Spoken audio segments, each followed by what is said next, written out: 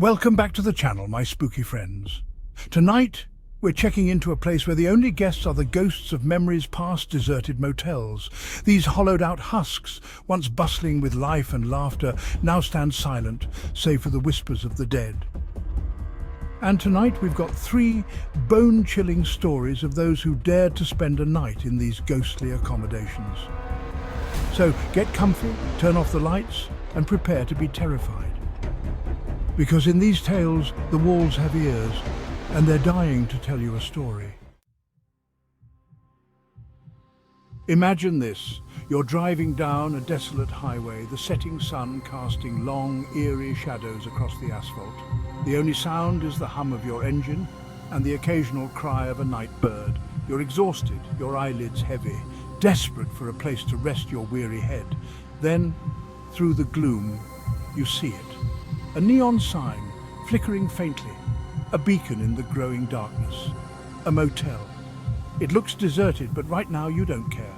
You pull in, your headlights illuminating the crumbling facade, the weeds pushing through cracks in the pavement. This is where our traveller, a man named David, found himself one fateful night. He stepped out of his car, the air thick with the smell of damp earth and decay. The office was dark, but a sign on the door read, "Ring bell for service." David, his heart pounding a little faster now, reached out and gave the bell a tentative push. The sound echoed through the silence, seeming to hang in the air long after it should have faded. No one came. He tried the door, unlocked. He stepped inside, the musty smell of old carpets and stale cigarette smoke hitting him like a wall. Dust motes danced in the single beam of moonlight that pierced through a gap in the boarded-up window. Behind the counter, a key rack hung crookedly, most of the keys gone. David, feeling a chill crawl down his spine, selected a key at random, its metal cold against his palm. Room 13. He tried not to think about the number as he made his way down the darkened hallway, the only light coming from the flickering neon sign outside. The door creaked open, revealing a room frozen in time. A lamp lay shattered on the floor, its shade askew. The bed was unmade, the sheets yellowed with age. David tossed his bag onto the bed, the springs groaning in protest. He was about to explore further when he heard it. A whisper, faint and indistinct, coming from the corner of the room.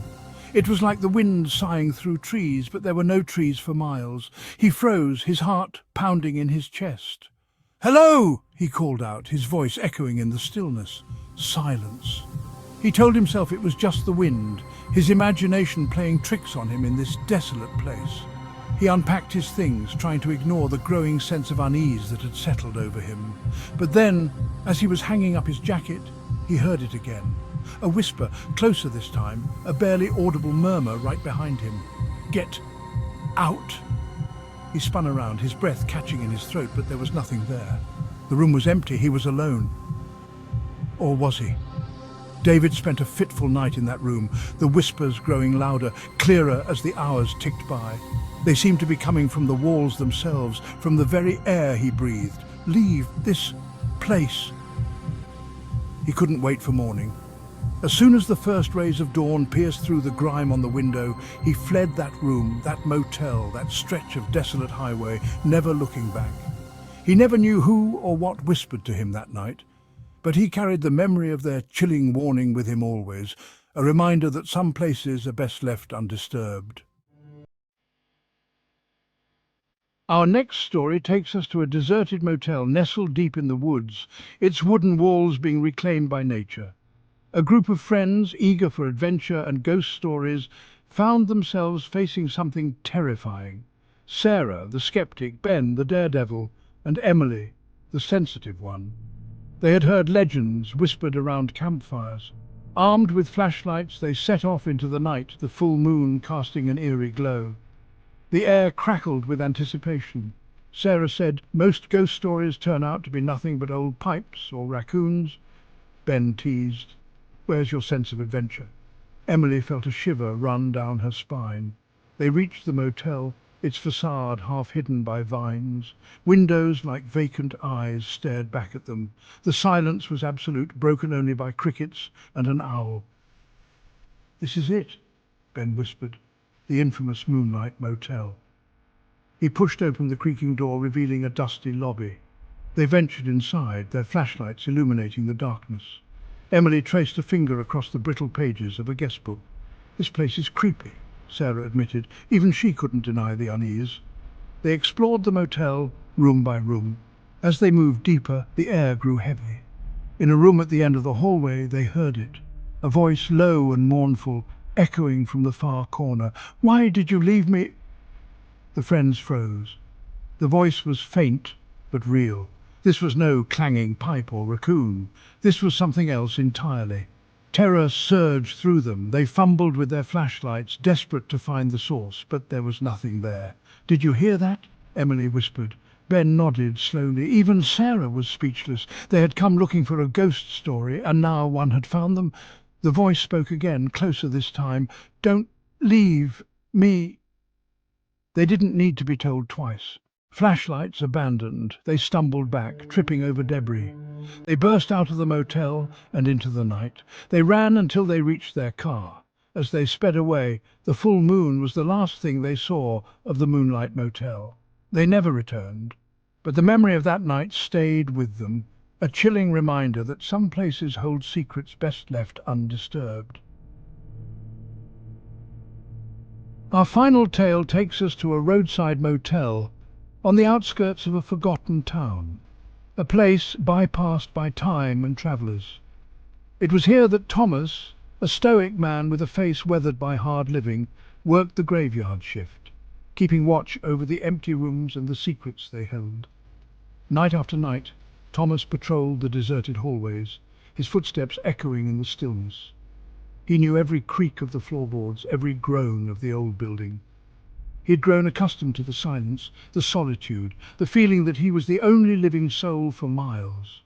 He would sit in the dimly lit office, a cup of lukewarm coffee his only companion, listening to the drone of the radio, the occasional passing truck, the only reminder that the world outside still existed. The motel was a relic of a bygone era, its neon sign flickering faintly, barely illuminating the faded paint and chipped stucco. Guests were few and far between, mostly weary truckers or the occasional lost traveller seeking refuge from the night. Thomas, a man of few words and even fewer smiles, treated them all the same with gruff indifference. He had seen too much in his life, experienced too much loss, to be fazed by much anymore. But one night something changed. It started subtly, a whisper at the edge of his hearing, a cold spot that followed him down the hallway. He dismissed it at first, attributing it to the wind whistling through the gaps in the window frames or the overactive imagination of a man who spent too much time alone. But the whispers persisted, growing louder, clearer, taking on a life of their own. They seemed to emanate from the very walls themselves, from the shadows that danced in the flickering fluorescent lights. One night, as Thomas made his rounds, checking the locks on the doors, he heard it. A voice, distinct and chilling, coming from room 7, a room that had been empty for weeks. "Help me!" He stopped outside the door, his hand hovering over the keyhole. The voice, weak and raspy, sent a shiver down his spine. He had never believed in ghosts, in the supernatural, but something about that voice, the sheer desperation in its tone, made him hesitate. He took a deep breath and slowly unlocked the door, his heart pounding in his chest. The room was dark, the curtains drawn, the air thick with dust and the faint scent of mildew. He flicked on the light, but the room remained unchanged, empty. "Hello!" he called out, his voice echoing in the stillness. Only silence answered him. He stepped inside, his eyes scanning every corner, every shadow. But the room was devoid of life, save for a lone spider spinning its web in the corner. He was about to dismiss it as a trick of his imagination when he heard it again. The voice, closer this time, seeming to come from right behind him. "Don't turn around." A cold dread washed over him, rooting him to the spot. He wanted to turn, to face whatever was speaking to him, but something, some primal instinct, held him back. Slowly, cautiously, he backed out of the room, never taking his eyes off the spot where he had heard the voice. He closed the door behind him, the sound seeming deafening in the sudden silence. From that night forward, Thomas avoided room 7. He couldn't explain what he had heard, what he had felt, but he knew, deep down, that he never wanted to experience it again. The motel, once his refuge, now felt oppressive, haunted by unseen eyes and unheard voices. He continued to work his shifts, but the joy had gone out of it. The silence that he once found comforting now felt heavy, pregnant with unspoken words and chilling whispers. He had faced his fears, stared into the abyss of the unknown, and he emerged forever changed. So there you have it. 3 tales of terror from the lonely roadsides, where whispers linger in the shadows and the past never truly dies. What do you think? Were these just the tricks of overactive imaginations or something more sinister? Let me know in the comments below, and don't forget to share your own encounters with the unexplained.